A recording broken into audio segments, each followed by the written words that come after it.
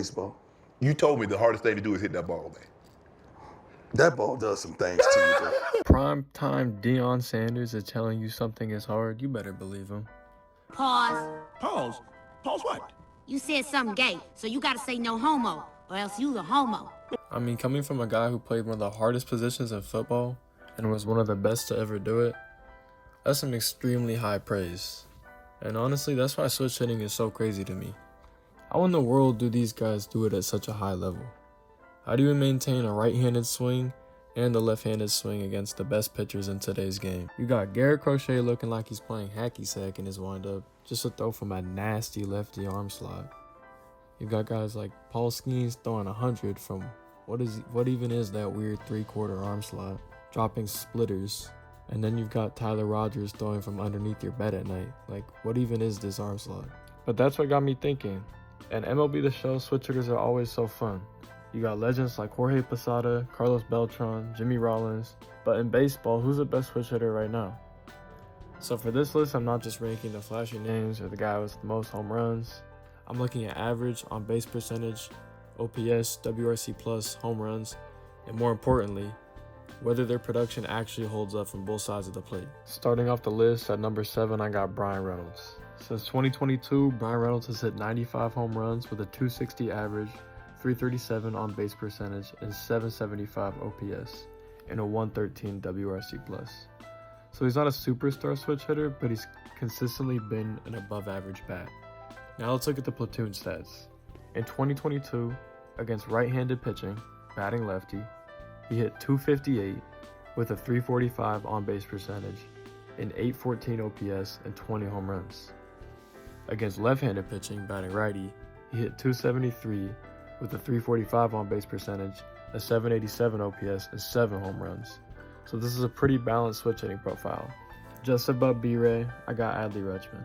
Since coming into the league in 2022, Adley's hit around 68 home runs with a 255 average, a 343 on-base percentage, a 761 OPS, and a 116 WRC+. And remember, he's doing all this as a catcher. The big thing with Adley is his right-handed side has actually held up pretty well. Against left-handed pitching, batting righty, he's hit about 276 with a 366 on-base percentage, 433 slugging, 799 OPS, and 18 home runs. That's really strong production, especially for a catcher. Especially from the side people not always think about because there's not as many lefties as there are righties. His weaker side has actually been from the left side against right-handed pitching.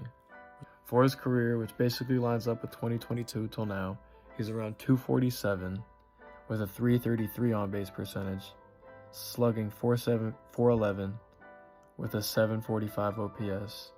That's alright, but it's clearly not as strong as his right-handed production against lefties. So Adley is not here because he has Cal Raleigh type power. He's here because switch hitting catchers who get on base, produce from both sides, and still give you a little bit of power are extremely rare. At number 5, I got Ian Happ. Since 2022, Happ has hit 96 home runs with a 248 average, a 347 on-base percentage, a 779 OPS, and a 119 WRC+. So he's not the loudest name on the list, but the production has been steady. He gets on base, he's got real power, and overall he's an above average switch hitting bat for years. And with Happ, the splits tell the story. For his career against right-handed pitching, batting lefty, he has an 819 OPS with 148 home runs. Against left-handed pitching, batting righty, that drops to 703 OPS and only 35 home runs. So the left-handed swing is clearly where the most damage comes from, but also you gotta remember that there's more righties in the league than there is lefties. You can see that over the last few seasons too. In 2025, he had a 791 OPS with 18 homers against righties, but only a 687 OPS with 5 homers against lefties. In 2024, it was closer. He had an 803 OPS with 18 home runs against righties, and a 719 OPS with 7 home runs against lefties. But this year is still pretty ugly. Against righties, he's at 391 on-base percentage, an 851 OPS, and 7 homers. Against lefties, he's only hitting 172. So Happ belongs here because the overall body of work is strong, he gets on base, He has real power from the left side, but compared to the guys above him, the right-handed swing against lefties is what keeps him from being higher. Now for the big dogs. At number 4, I got Cal Raleigh. And this is where the list starts to get weird, because if we're talking about balance, Cal is not the most balanced guy here. But if we're talking about damage, he's on a completely different level. Since 2022, Cal Raleigh has hit 158 home runs with a 224 average, a 314 on-base percentage, a 797 OPS, and a 125 WRC+. So the average and on-base percentage are not elite, but the power is ridiculous. The reason why he's not higher is pretty obvious. He strikes out. Cal has struck out over 700 times. That's a trade-off with him. You're going to get a lot of ugly swings, a lot of strikeouts, and then out of nowhere, he's going to hit a ball 430 feet and completely change the game. In 2025, he hit 60 home runs, which is the most ever by a switch hitter in one season.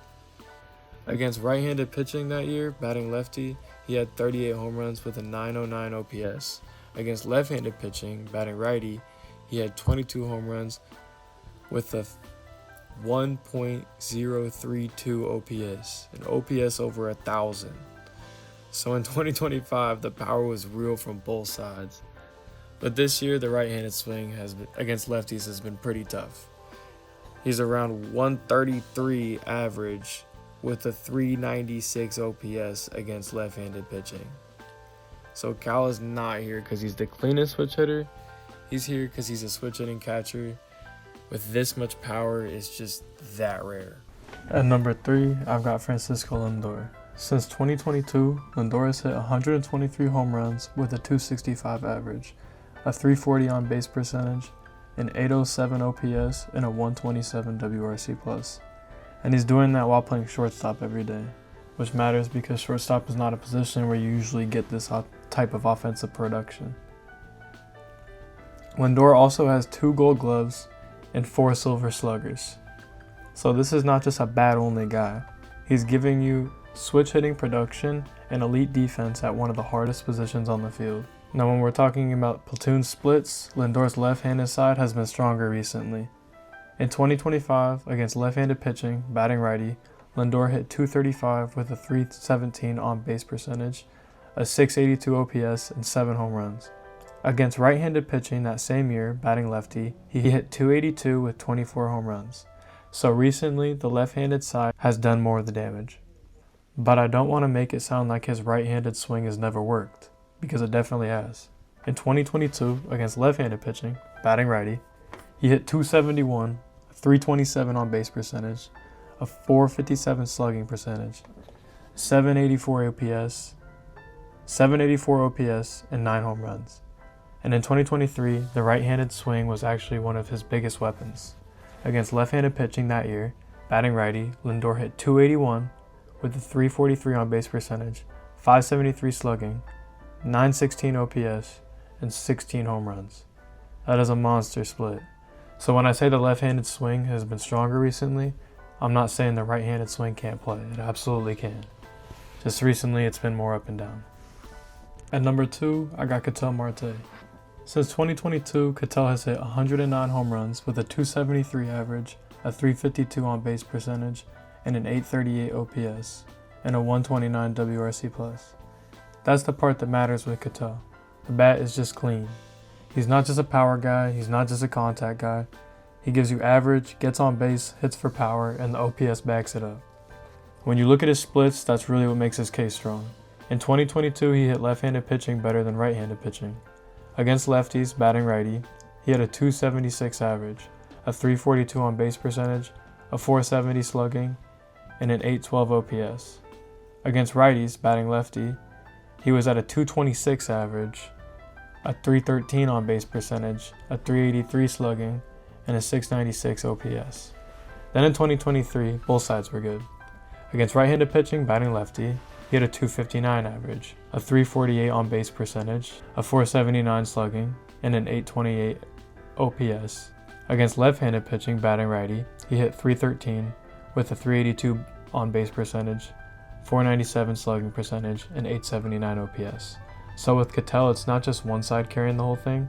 The left-handed swing gives you more of the home run volume, but the right-handed swing against lefties has been really productive too. And then when you look at his best seasons in the stretch, in 2024, he hit .292 with a .372 on-base percentage, a .560 slugging percentage, a .932 OPS, and 36 home runs, and a 150 WRC+. Then in 2025, he followed it up by hitting .283 with an .893 OPS and 28 home runs. All doing this by playing second base. No second base is doing this. So this is not just one random good year either. He's been constantly trending up. He's been one of the best switch hitting bats in baseball for multiple seasons now. And that's why I like him so much as a pure switch hitting bat. And coming in at number 1. Finishes. What happened 3 times today? You know, bro, home run pitch 3 times. Home run pitch, and home run pitch. All right, you know. Home run. Whoa. I know you all could have guessed it. It's the man, the myth, the legend himself. Good changeup. Okay. Good changeup. At number 1, I got José Ramírez. Since 2022, J-Ram has hit 130 home runs, a .277 average, a .351 on-base percentage, and an .850 OPS and a 132 WRC+. He also gives you one of the best contact-to-power profiles in baseball. This year, he has more walks than strikeouts, which is ridiculous for a guy who has real home run power. He's not just swinging hard and praying that he hits it, and then strikes out most of the time. Raleigh. He controls the zone, puts the ball in play, and still hits for damage. Think of like a Juan Soto if he was switch hitting. I know that's a stretch because Juan's the GOAT, but...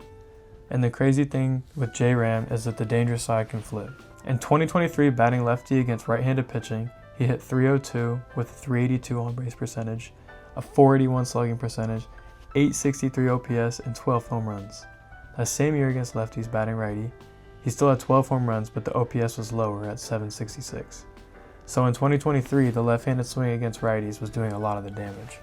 But from 2024 on, the right-handed side against lefties turned into a monster. In 2024 against left-handed pitching, batting righty, he hit .348 with a .385 on-base percentage, a .695 slugging percentage, and an OPS over 1,000, sitting at 1.081 and 14 home runs.